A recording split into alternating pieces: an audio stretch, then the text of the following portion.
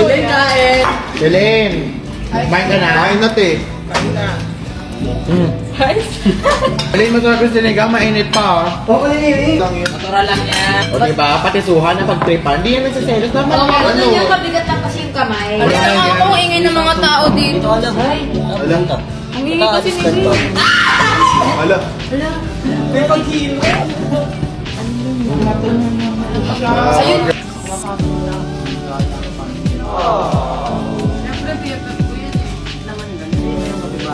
O, pala. Kuya na ba, uy?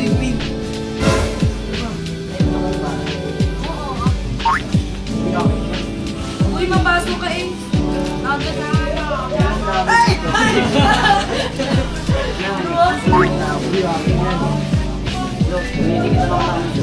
Kaya tanggalin ko na yan dyan ah. Yan mo, laging nakukulong. Tanggalin ko na yan.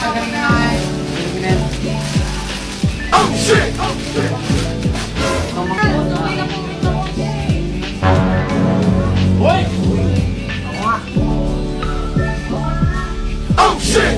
Ayan na nga.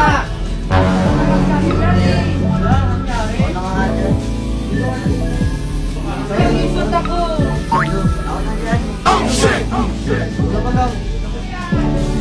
Ako lang ba o kayo rin? Ang nakakapansin na grabe na talaga yung pagtingin ni Daddy Jaser kay Mami B, no?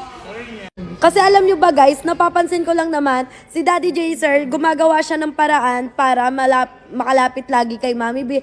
Then siya lang din yung lalaki na nakita ko na lagi nagpapapansin kay Mami B.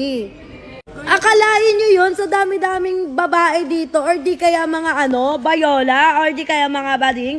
Tapos si Mami B yung nagustuhan niya. Alam nyo ba, bagay na bagay talaga sila ni Mami B. Totoo lang.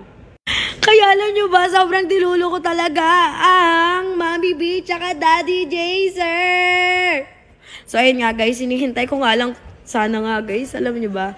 Ito lang talaga wish ko Dahil support naman ako kay Daddy Jaser. Ito lang hinihintay ko. Mag-jowa challenge silang dalawa. Alam niyo ba kung bakit? Kasi feeling ko pag mag-jowa challenge sila, dun marirealize ni Mami B na mahal siya ni Daddy Jaser at may nagmamahal sa kanyang ganun kapogi. Totoo lang. Leche! So, ayun na nga. Mag-comment kayo dyan kung gusto nyo ba mag-jowa challenge si Mami B tsaka si Daddy Jaser. And mag-comment din kayo ng BJ kung gusto nyo silang mag-jowa challenge. Comment ng jowa challenge for VJ. Oh my God, excited na ako!